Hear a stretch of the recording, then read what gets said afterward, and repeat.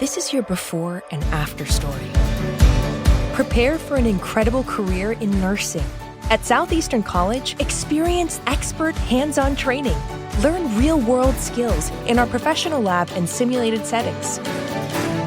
And train for opportunities as a practical nurse, registered nurse, or career advancement with our RN to BSN program. At Southeastern College, your future is bright. Visit sec.edu to get started. Welcome to the Deep Dive. Today we're taking a really close look at the life and the legend of a true titan of American music, Brian Wilson. Yeah, we've just been digging into this pretty comprehensive report that really unpacks his extraordinary journey, from that creative explosion in the 60s through some really profound personal struggles, and then this remarkable comeback. And let's get this out right away because it's important, and it's right there in the source material we looked at. As of today, Monday, June 16th, 2025, Brian Wilson is alive. So this deep dive is absolutely a celebration of his living legacy. Exactly. Yeah, that's key. So our mission today really is to cut through all the information out there and pull out the essential insights this report offers, kind of a shortcut, to really understanding the man behind some of the most iconic sounds ever. We're going to explore where his genius came from, the depth of his struggles, and how his pioneering approach didn't just shape music back then, but actually continues to influence artists right now. And this is where it gets really interesting. Let's go right back to the beginning. Okay. So, Brian Douglas Wilson, born 1942, Inglewood, California. And the report does highlight how his childhood, especially with his father, Murray Wilson, it cast a long shadow. It sounds like a pretty difficult environment. Yeah, complex is maybe the word. Yeah. But even in that, he found this incredible solace, really, in this way to express himself through music. And the source points out, even as a kid, his ear for melody and harmony was just uncanny, obvious. Yeah. He wasn't just learning music, he was teaching it. He was like arranging complex vocal parts for his younger brothers, Dennis and Carl, and his cousin Mike Love, when they were all still super young. And that groundwork, in the family living room, it just blossomed so quickly. The Beach Boys formed in '61. El Jardine joins them. And that initial sound, it was just this perfect, vibrant reflection of Southern California culture. Surf, cars, girls. The whole scene. And Brian was the engine, wasn't he? Yeah. Composing these incredibly infectious songs, often with Mike Love writing lyrics, surfing USA, fun, fun, fun, I get around. They just, boom, blew up. Absolutely. His falsetto, which was so unique, combined with those really signature layered harmonies he'd been working on since he was a kid, it wasn't just popular. It defined an era. It established what the whole world came to know as the California sound. It just felt so effortless, so new. Okay, so let's unpack this pivotal moment, mid-'60s. Because Brian's artistic vision, it just suddenly takes this huge leap, way beyond those, catchy surf tunes. The report really emphasizes this is when he mostly stops touring. Yeah, and that was a massive decision. He was apparently consumed by what other artists, especially the Beatles, were doing in the studio. He was driven, really driven, to push his own art to that same level. He basically became a studio hermit. And that's when the masterpieces started pouring out. I mean, Pet Sounds in '66 is really not an exaggeration, and the report backs this up. To call it one of the most innovative, most influential records ever. Brian wasn't just the songwriter, he was the architect, the songwriter, arranger, and producer. And what really jumps out from the report is just the sheer inventiveness in the studio. He treated the studio like another instrument. It wasn't just guitars and drums anymore. He was bringing in, like you said, bicycle bells, harpsichords. Oh, even dog barks. Dog barks, exactly. And the theremin, of course. It was all about creating this symphonic, textured pop sound that nobody had really heard before. Yeah, this incredibly rich sonic tapestry. And it matched perfectly with those intricate harmonies and lyrics that suddenly became so personal, so inward-looking, often co-written with Tony Asher songs like God Only Knows, Wouldn't It Be Nice, Caroline? No. They had this raw, emotional vulnerability, such a stark contrast to the earlier stuff. And the effect on other musicians was, immediate. Paul McCartney himself, the source, mentions this, called God Only Knows, one of the greatest songs ever written. So Pet Sounds wasn't just an album, it was this major artistic statement, exploring themes way deeper than surf and cars, losing innocence, spiritual yearning, the real messiness of love. And then right after that, later in '66, came Good Vibrations, released as a single. The report calls it his pocket symphony, which feels pretty accurate. Oh, absolutely. And the story behind making it is just fascinating. It was totally unprecedented, took months of recording. hopping between different studios, using up just insane amounts of tape, Yeah. and costing an absolute fortune for just one song back then. The report details how Brian basically pieced it together from dozens of these little musical fragments, things he called feels. It wasn't written in a typical verse-chorus way. It was assembled almost like a collage of sound. And the result was this structure that was so innovative, those incredible, almost ethereal harmonies, and of course that iconic theremin line. It was a global smash hit, a total landmark in psychedelic pop. And it just cemented Brian's reputation as the studio visionary, someone really pushing the edges of what pop music could be. So after the huge success of Good Vibrations, Brian immediately set his sights even higher with Smile. Right. This was meant to be the grand follow-up to Pet Sounds. He famously called it a teenage symphony to God. It was this sprawling, super experimental project designed to completely break musical boundaries. But, as the report lays out, it just didn't happen. It was abandoned in 1967. The sheer weight of expectation, combined with, increasing drug use and these intensifying mental health struggles, which were later diagnosed as schizoaffective disorder. It all just became too much. Yeah, the pressure was immense. And the unfinished album, Smile, it became this almost mythical thing in rock history, a symbol of both the absolute peak of his artistic ambition and, unfortunately, the start of a really, really difficult period for him personally, the Great Lost Album. Thankfully, though, as the source notes, a lot of that amazing material did eventually come out over the years, in bits and pieces. Yeah. And then, in this really powerful moment, Brian himself went back, re-recorded, and finally completed Smiley in 2004. Which was huge. Yeah. It got massive critical acclaim, finally won him a Grammy for it. It felt like, some kind of closure to that whole saga decades later. But those years right after Smile fell apart, they were incredibly tough. He mostly withdrew from public view, was battling severe anxiety, depression, drug dependency. It was a dark time. Yeah, the report touches on how his health really suffered visibly then, and his creative work became much more sporadic.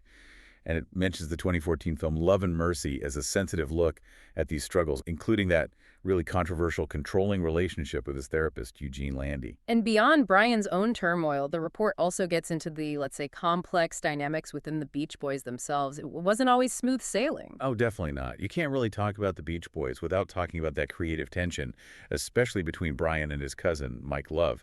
The report kind of positions Love as vital for that early upbeat sound, right? The lyricist, the front man for those big hits. Absolutely. But often clashing with Brian's more experimental avant-garde ideas later on. For sure. Those creative differences, they definitely led to arguments, even legal fights over songwriting credits down the line. But it's also noted in the report that Mike Love has, despite all that, consistently shown respect for Brian's sheer musical genius. And his brothers were just fundamental, weren't they? Each in his own way. Dennis Wilson, the drummer, he was the only actual surfer in the band. He brought that kind of raw, authentic energy. And the report mentions he grew into a really talented songwriter, too, writing soulful stuff like Forever. Yeah, Dennis's life had its own struggles, tragically ending when he drowned in 1983. And then you had Carl Wilson, the youngest brother. He really became this steadying force, especially as Brian pulled back. Carl took lead vocals on some of their most beautiful songs, like God Only Knows, when Brian started to withdraw. He also stepped up with production duties. The report really underlines how crucial Carl was in just keeping the band going, touring, and recording through some very difficult times, right up until he passed away in 1998. Absolutely vital. And Al Jardine, the rhythm guitarist, he was another constant, provided those steady vocals, sang lead on big hits like Help Me Rhonda, always there. And the source even mentions the John Stamos connection, occasionally performing with the band, popping up in videos. Right. And then there's, well, a darker footnote that the report includes, this sort of tangential connection to Charles Manson. Yeah, that's unsettling. In the late 60s, Dennis Wilson had this brief, incredibly ill-fated friendship with Manson. The report confirms Dennis introduced him to Brian and others in the music scene. Manson apparently even recorded some stuff at Brian's home studio. And it got particularly weird and disturbing later when a Manson song, Cease to Exist, was actually reworked and recorded by the Beach Boys as Never Learn Not to Love. That whole association, especially after the horrific Manson family murders, it just cast this really dark shadow over the band's history. It's such a stark contrast to that sunny image, isn't it? But okay, let's pivot. Because the report also highlights a truly transformative period. Brian's path towards recovery and this vibrant return to music. And this huge shift is really deeply tied to his relationship and then his marriage to Melinda Ledbetter. They got married in '95, and the report really credits her as just this vital force in his life right up until she sadly passed away in early 2024. Yeah, she's widely seen as the person who helped him break free from those controlling situations, like with Dr. Landy, and guided him towards getting the proper medical help he needed for his mental health. And crucially, she encouraged him to get back to music. She was apparently instrumental in getting his solo career going again, getting him back on stage, performing live. Brian himself often called Melinda his savior. He really acknowledged the immense positive impact she had. And his solo career has been really significant. Finishing Smiley in 2004 was just this massive moment, right? Finally bringing that whole ambitious thing full circle. Huge.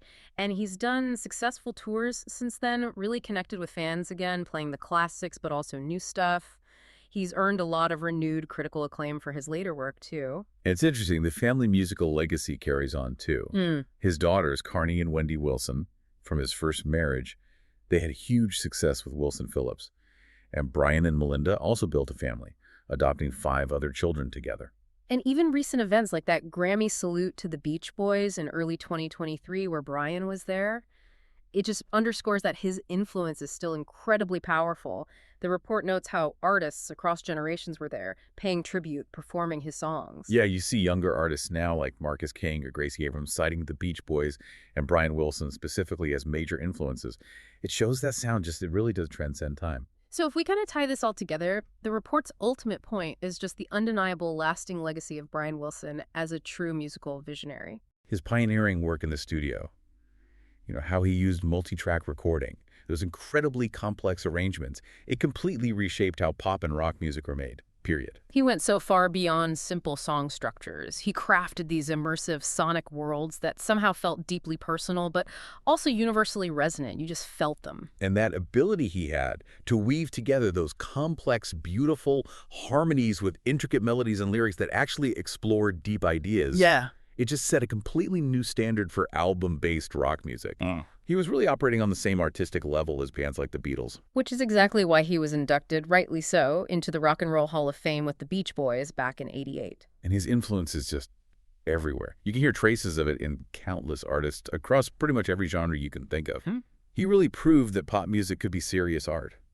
That it could express, the deepest human emotions and complex thoughts. And despite a life that was clearly marked by profound personal struggles, serious mental health challenges, terrible losses, his fundamental drive, his commitment to creating music, it just never really went away.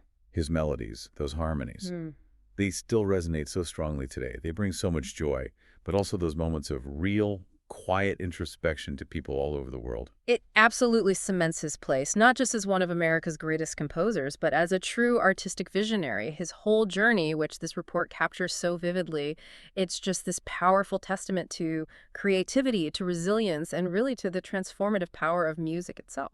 So what does this all mean for you listening? We've taken this deep dive into the many, many layers of Brian Wilson's story. From those sunny, almost carefree sounds he created early on, to the symphonic, ambitious masterpieces, right through the depths of his personal struggles, and finally, his remarkable return. Yeah, from teaching harmonies to his brothers in a suburban living room to meticulously building these pocket symphonies piece by piece in the studio, his path was just, unlike anyone else's. And what's so fascinating when you step back and look at the whole picture, which this report helps you do, is that incredible contrast between the often idyllic world you hear in those early Beach Boys songs and the really complex, sometimes incredibly dark realities Brian was facing personally and within the band's history too. Yeah, definitely. And if we connect this to the bigger picture, it sort of raises an interesting question for you to maybe think about next time you listen to his music. How does knowing about the struggles, the effort, the pain that went into making the art, how does that change how you actually hear it? Does knowing about the painstaking assembly of good vibrations, all those little feels, or the torment that ultimately derailed Smile for decades, does that actually deepen your appreciation for the beauty and the complexity that eventually came out of it all? His incredible journey, laid out so clearly here, it really serves as this powerful reminder, doesn't it? That even when facing just immense challenges, creativity and sheer resilience can forge this enduring legacy. One that truly echoes through time, keeping those good vibrations alive.